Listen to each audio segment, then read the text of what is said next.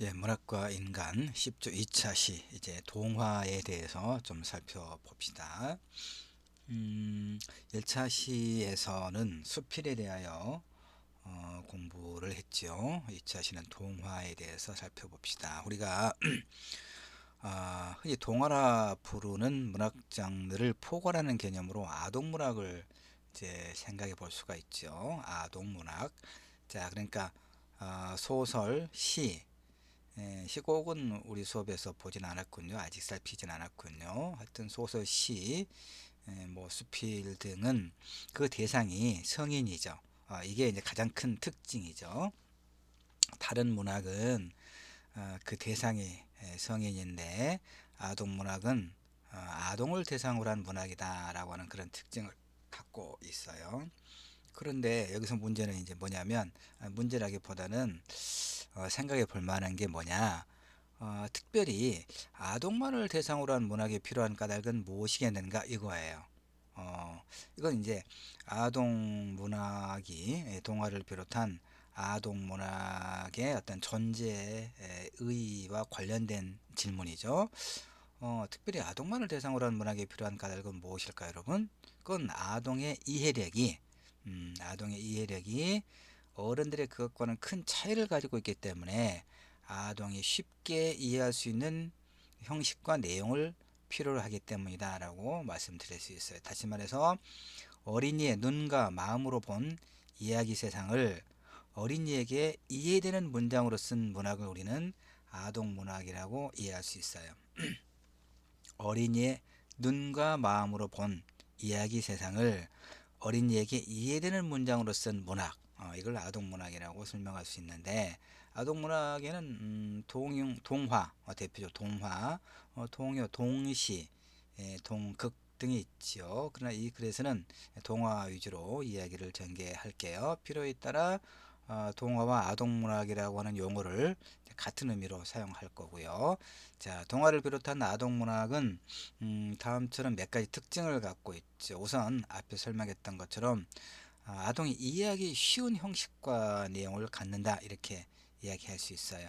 아이들이 잘 알 수 있는 어휘와 아이들의 생활에 관계 있고, 무엇보다 아이들이 관심을 가질 수 있는 내용을 가질 것이 필요하겠죠. 근데 이제 사실 이론적으로 이렇게 설명하기는 아주 쉽습니다. 이론적으로야 충분히 설명하고 우리가 이해할 수 있지요. 그런데 이제 창작의 문제는 정말 별개예요. 소설이든 시든 사실 수필도 그렇습니다. 지난 시간에 1차 시의 수필에 대해서 우리가 공부를 했지만 실제로 쓰려고 보면 결코 만만한 글은 아닌데 동화 역시 그러합니다. 왜 그러냐면 조금 이따 설명하겠지만, 좀 이따 설명하죠 그럼. 그냥 자, 일단 지금 무슨 얘기 하고 있습니까? 동화를 비롯한 아동 문학의 특징. 우선 아동이 이해하기 쉬운 형식과 내용. 자, 아이들이 잘 알 수 있는 어휘와 아이들의 생활에 관계 있고, 무엇보다 아이들이 관심을 가질 수 있는 내용. 아이들이 관심을 가질 수 있는 내용을 어른들이 잘 알기 어려워요. 잘 알기 어렵습니다. 왜? 아이가 이미 아니니까. 다음에는 아이들 대상으로 한 문학이죠. 동화를 비롯한 아동 문학. 그래서 소박 단순한 것이 많다 이렇게 이야기할 수 있어요. 이제 어른을 대상으로 한 시나 소설에 비하면, 물론 최근에 어떤 그 아동 문학의 경향은 동화의 경우에도 이제 어떤 매우 사실적인 내용을 담고 있는 경우가 많아졌어요. 그건 이제 우리의 삶이 날로 복잡 미묘한 양상을 띠게 된 현실을 반영하는 까닭에 동화의 경우에도 그렇습니다. 이제 그런 경우라 하더라도 결국 인간의 자연적인 성품을 강조하는 그런 소박한 정신의 강조, 이것이 여전히 이제 동화의 미덕이다 이렇게 이야기할 수 있습니다. 또한 아동문학은 대상 독자의 계층이 많지요.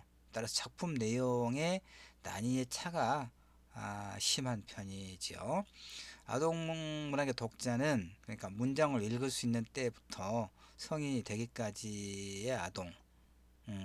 이게 좀 스펙트럼이 넓어요. 스펙트럼이라기보다는 범주가.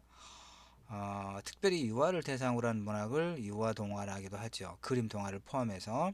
그다음에 이제 이 성인이 되기 전까지, 그러니까 청소년기 독자, 청소년기, 중고등학교, 청소년기의 독자를 대상으로 한 문학을 청소년 문학이라고 이렇게 또 구별하기도 하거든요. 그러니까 아동 문학의 독자는 여타 문학의 독자에 비해 매우 두터운 독자층을 형성하고 있지요.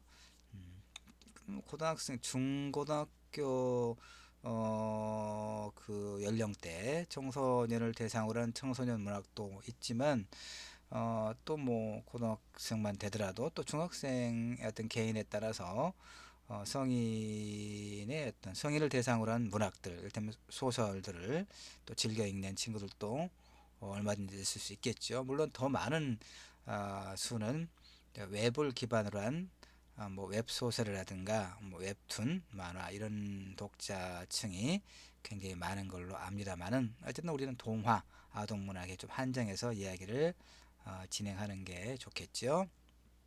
자, 이제 아까 내가 이야기하려고 했던 부분이 여기에 있습니다. 아동문학의 대상은 아이들이죠.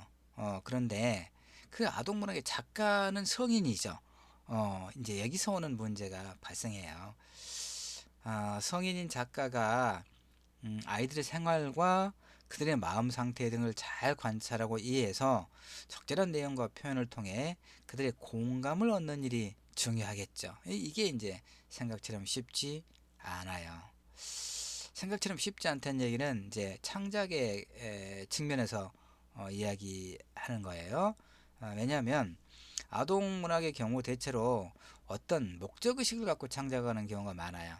다시 말해서 그러니까 우리가 유년기부터 아이들, 뭐 유년기는 글자를 모르니까 이제 물론 그 엄마의 그 태아로 있을 때부터 엄마가 그 좋은 이제 뭐 소위 태교 음악을 듣기도 하고 태교 동화를 또 엄마가 읽어주기도 하지요. 그리고 또 아이가 이제 그 태어나서 조금 이렇게 지나면 그림 동화를 읽어주기도 하고 보기도 하고, 또 글자를 알게 되면 이제 유아 동화라거나 하여튼 뭐 동화를 이렇게 읽게 하고, 그러니까 아이가 성장하는 과정에서 아이의 그 뭐 어떤 나이라든가 인지 능력에 맞게 아동 문학 작품을 손에 쥐어주고 읽어주고 읽게 하는 이유가 뭡니까? 그 아동 문학의 어떤 내용이 뭐 그림도 그러하겠지만, 내용이 아이의 정서적 어떤 그 발달 과정에서 상당히 어떤 그 정서를 순화해주고 긍정적인 어떤 생각을 갖게 하는데 매우 어떤 그 영향이 작지 않다는 그런 어떤 인식의 공감대를 갖고 있기 때문에 그러지 않겠습니까? 다시 말해서 아이들 성장에 좋은 양식이 되기를 바라는 의식이 아동문학을 창작하는 작가의 마음속뿐만 아니라 아동문학을 선택해서 익히는 부모님, 엄마의 마음속에도 깃들어 있겠죠. 바로 그것이 어떤 쪽으로 이렇게 연결되냐면, 그러니까 자칫 문학 본래의 감동으로서가 아니라 이렇게 교훈을 주고자 하는 어떤 성급함이 노정되기 쉬운 문제가 있어요. 다른 문학 장르에도 공통적으로 해당되는 말이지만, 문학은 설명이 아니라 형상화라는 것, 특히 교훈적 설명과 그런 의도는 아이들을 그 문학에서 멀어지게 만드는 지름길일 수도 있다. 이런 것을 우리가 좀 잘 명심할 필요가 있습니다. 잔소리는 부모님과 학교 선생님에게서도 충분히 뭐 들을 수 있기 때문에 그렇죠. 그 다음에 이제 그 하나 설명을 좀 하죠. 이 형상화가 뭐냐? 이제 우리가 이런 소설에서도 이런 형상화를 많이 씁니다. 그러니까 문학은 설명이 아니라 형상화다라고 했을 때 형상화는 뭐냐? 그러니까 어떤 정서나 느낌, 관념, 이런 사물 등을 구체적으로 느낄 수 있도록 언어로서 표현해내는 것, 이걸 이제 형상화라고 해요. 어, 구체적인 어떤 대상으로 그러니까 이걸 되면 그 아름답다, 어떤 어, 뭐 꽃을 보거나 뭐 음악을 듣거나 또 어떤 사람들의 행위를 보고 참 아름답다고 느끼는 어떤 정서가 있을 수 있죠. 정서나 느낌이 있겠죠.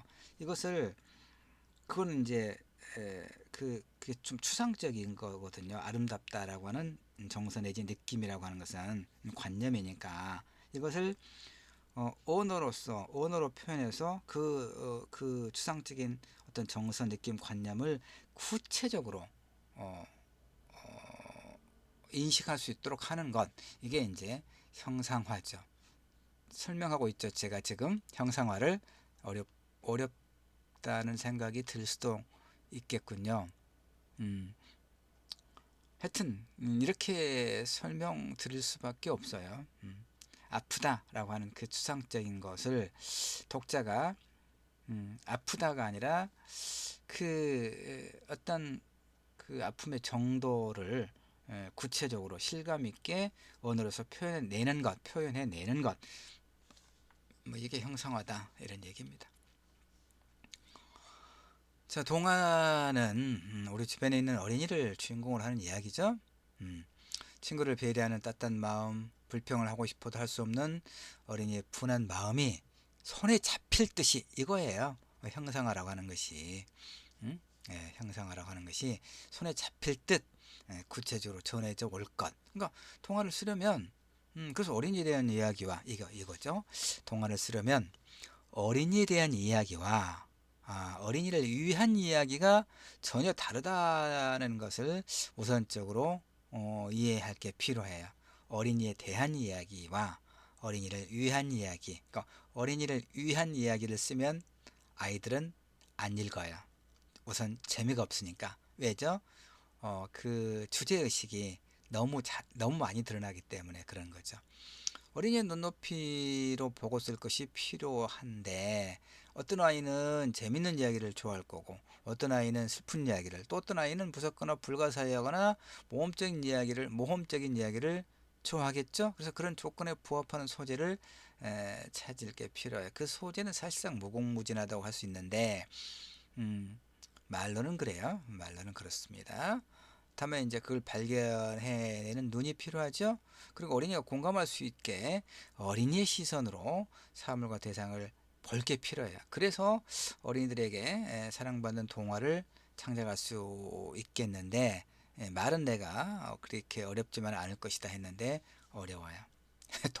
동화를 잘 쓸 수 있는 그런 감각과 능력을 이제 끊임없이 연습하지 않으면 지금 내가 동화에 대해서 공부를 이론적으로 하면서 즉 동화에 대한 개념, 그 다음에 동화의 종류, 아동문학의 종류, 동화의 개념과 그 다음에 성인을 대상으로 한 문학 말고 아동을 대상으로 한 문학의 필요가 어디에 있는가, 이런 이야기를 했습니다.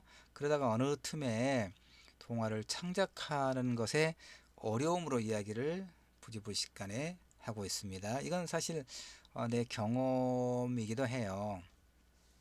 지난 시간에 수필에 대해서 이야기했잖아요. 내가 수필에 이건 내 책에 지금 10주 우리 문학가연가 10주 1차 시의 수필, 2차 시 동화, 3차 시 좀 이따 3차 시의 문학평론, 다 내 책에 내가 직접 쓴 글이거든요. 그러니까 이론적으로 내가 얼마나 이론적으로 뭐 잘 알죠. 잘 압니다. 그런데 그럼 내가 이론적으로 잘 아니까 소설을 잘 쓰고 혹은 시를 쓰고 수필이나 동화도 뭐 마음만 먹으면 쓸 수 있느냐? 전혀 그렇지가 않아요. 소설은 겨우 쓰고요. 시는 전혀 못 쓰고요. 수필은 쓸 수는 있죠. 칼럼은 뭐 내가 교수신문에도 1년간 연재를 했으니까 칼럼은 또 잘 쓰지요. 쓴다고 말할 수 있어요. 수필은 수필을 쓸 수 있죠. 근데 참 쉽지가 않았어요. 사실 오래전에 이제 수필을 청탁을 받았는데 수필이 무슨 글인가 잘 알면서도 막상 쓰려고 하니까 일단 무엇으로부터 어떤 제재로 시작할까, 어떤 제재로 쓸까부터 시작을 해서 참 쉽지가 않았어요. 그래서 수필을 어, 찾아서 읽고 감각을 익히고 한번 썼던 기억이 나고요. 그 다음에 이제 특히 동화도 한번 썼어요. 동화도 한번 써서 이제 어디 동화 공모하는 곳에 보냈는데 최종심이 한번 올라가긴 했어요. 최종심 올라가긴 했는데 이제 그걸로 끝이었어요. 왜 어려웠냐면 근데 동화를 이제 안 쓰는데 한두 번 보내서 최종심 올라가고 만 것은 그때 내가 느낀 어려움은 바로 이거였어요. 아까 설명했잖아요. 일단 두 가지 문제가 어려웠어요. 이거 우선 아동 문학은 아동이 쉽게 이해할 수 있는 형식과 내용을 필요로 한다고 그랬잖아요. 어린이의 눈과 마음으로 본 이야기, 세상을 어린이에게 이해되는 문장으로 쓴 문학을 아동 문학이라고 했잖아요. 그러니까 성인이 내가 어린이의 눈과 마음으로 그러니까 쉽게 말하면 눈높이를 맞추기가 쉽지가 않았어요. 오랫동안 나는 성인이었잖아요. 그러니까 아이들의 눈높이에서 세계를 이해하는 것, 그들이 무엇에 관심이 있고 무엇을 좋아하고 무엇에 마음 아파하고 하는가에 대한 이해가 너무 어려웠어요. 그런 것이 하나 있었고 다른 하나는 이런 이제 내가 지금 이거 설명했잖아요. 아동문학의 경우 어떤 목적의식을 갖고 창작하는 경우가 많더라. 왜? 아이들 성장에 좋은 양식이 되기를 바라는 의식을 갖고 있기 때문에. 그래서 자칫 문학 본래의 감동으로서가 아니라 교훈을 주고자 하는, 그러니까 뭔가 아동 문학의 동화 속에 어떤 주제를 갖고 있어요. 당연히 주제는 필요한데, 이제 바로 그 주제를 어떻게 드러내지 않으면서 겉으로 드러내지 않으면서 이야기 속에 담아낼 것인가가 이제 매우 중요하긴 한데 바로 그런 것이 쉽지 않더라 이런 얘기입니다. 그래서 어린이에 대한 이야기를 써야 되는데 어린이를 위한 이야기를 쓰는 방향으로 가서 결국은 뭐 당선이 되지는 않았습니다. 그래서 예. 다시 정리하죠. 동화는 산문이면서 시적이요 공상적인 이야기로서 발생사적으로는 소설의 모체다. 그러니까 이제 동화의 어떤 그 기원을 지금 또 내가 찾아서 설명을 하고 있습니다. 안데르센의 신데렐라라든가 장화 신은 고양이 같은 대중적인 민담과 아일랜드 작가 오스카 와일드가 쓴 행복한 왕자처럼 후세 창작된 창작 동화가 있습니다. 민담은 예로부터 문학의 소재가 되어 왔죠. 반대로 문학 작품으로 만들어진 이야기가 구비 전승되는 경우도 있기 때문에 문학 작품에서 나온 이야기와 구전에서 비롯된 이야기를 구별하는 것은 뭐 쉽지는 않지만 자 문제는 이제 통화가 소설과 다른 점은 뭐냐. 통화는 추상적이요 일정하게 공상적인 요소를 갖죠. 소설에 있어서도 줄거리에 치중하면서 디테일한 묘사는 그리 많지 않다고 볼 수 있습니다. 소설의 치밀한 묘사와 정확하고 과학적인 계산 아래 쓰여지는 데 반해 동화는 함축성 있는 단순한 묘사로 그 내용에서도 공상적이며 초자연적인 세계를 그리는 것이 하나의 특징이라고 이야기할 수 있습니다. 그건 뭐냐? 아이들의 호기심과 공상력이 그것을 잘 받아들이는 상태에 있기 때문에 그래요. 이 환상이나 공상은 자 이제 또 하나 봅시다. 이 환상이나 공상은 현실 도피 위험이 있는 반대급부로 현실 너머의 세상을 포기하는 힘이 있어요. 현실의 규제, 곧 근대의 시간이나 공간에 대한 관념에서도 자유로운데, 자, 아이들은 인생에서 가장 혈기왕성한 시기를 지내지만 현실에서는 어리다는 이유로 많은 제약을 받지요. 그래서 현실 너머의 그런 공간에서 억눌린 에너지를 발산하고 싶은 욕구에 가득 차 있어요. 그러니까 엄마 아빠의 간섭에서 벗어나서 그 자신의 어떤 그 생각과 행동, 꿈을, 그러니까 그런 억눌린 에너지를 발산하고 싶은 욕구에 가득 차 있다는 얘기죠. 성인도 그런 욕구가 없는 건 아니지만 우리는 현실의 제약을 너무나 잘 알고 있기 때문에 포기하거나 적절하게 어, 이제 취사 선택하지요. 그러나 아이들은 어쨌든 뭐 그런 욕구, 그러니까 동화가 곧잘 환상적인 이야기 구조를 갖는 까닭이 바로 그거예요. 그 다음에 그것이 가지고 있는 긍정적인 측면, 다시 말해서 동화를 비롯한 아동 문학은 아이들에게 어떤 의의를 갖는 것일까 하는 것이 이제 이 수업에서 마지막 그 살펴볼 주요한 내용이 됩니다. 아동 문학은 아이들에게 어떤 의의를 갖는 것일까? 의의가 뭡니까? 의미와 가치죠. 그러니까 1부터 지금까지 어린이들을 키우는 데 있어서 가장 중요하면서도 힘든 일은 어린이가 자기 삶의 의미를 발견하도록 도와주는 것이다. 이렇게 이야기할 수 있어요. 어린이를 키우는데 가장 중요하면서도 힘든 일은 어린이가 자기 삶의 의미를 발견하도록 도와주는 것. 삶의 의미를 발견하려면 어린이는 성장 과정에서 많은 경험을 할 필요가 있지요. 어린이는 성장하면서 단계적으로 자신을 보다 잘 이해하게 되고 타인도 잘 이해할 수 있게 되겠지요. 결국에는 서로 만족스럽고 의미 있는 관계를 맺겠죠. 보다 심한 의미를 발견하기 위해 사람은 사실 자기 중심적 사고를 뛰어넘어야 돼요. 자신이 세상에 어떤 중요한 기여를 할 것이라는 믿음이 필요하지요.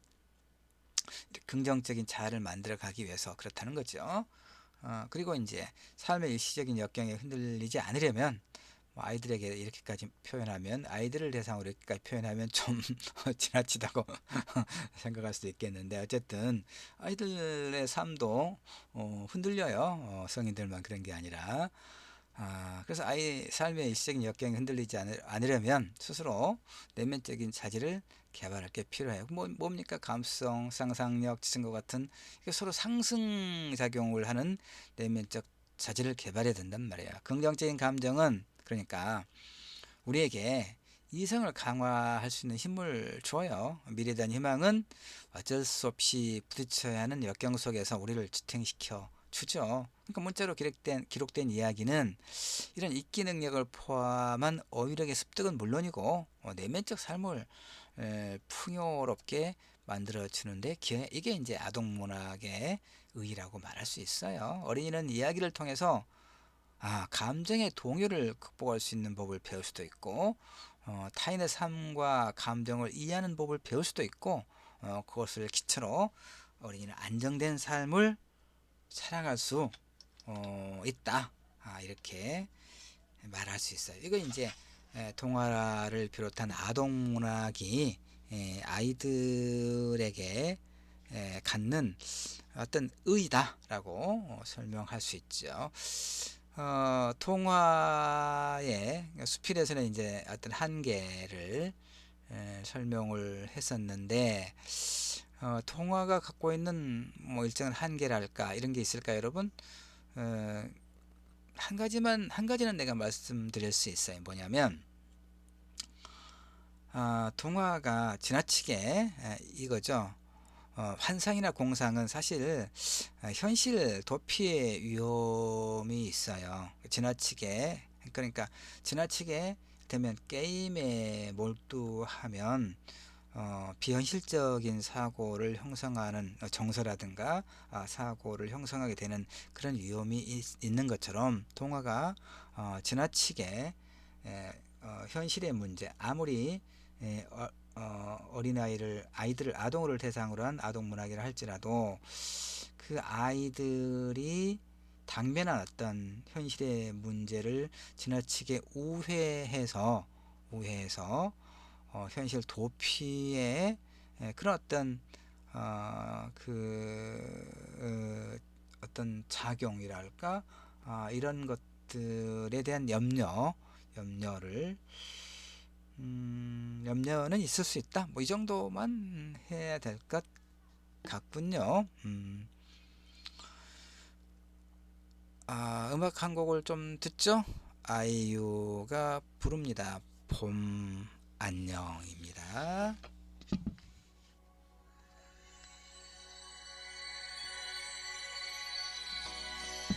아프던 너의 이름도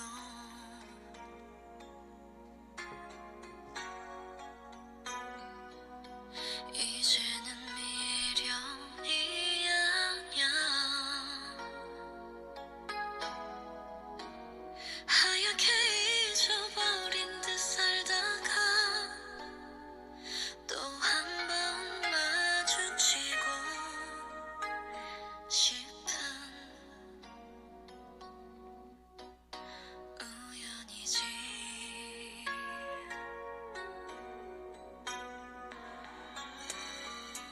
낮게 부는 바람결이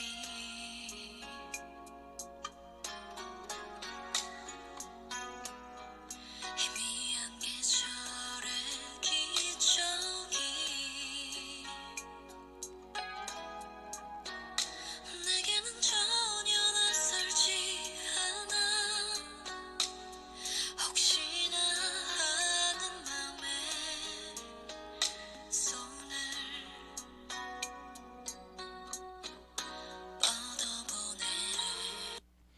봄 안녕 봄이었군요. 여기까지만 듣겠습니다. 고맙습니다.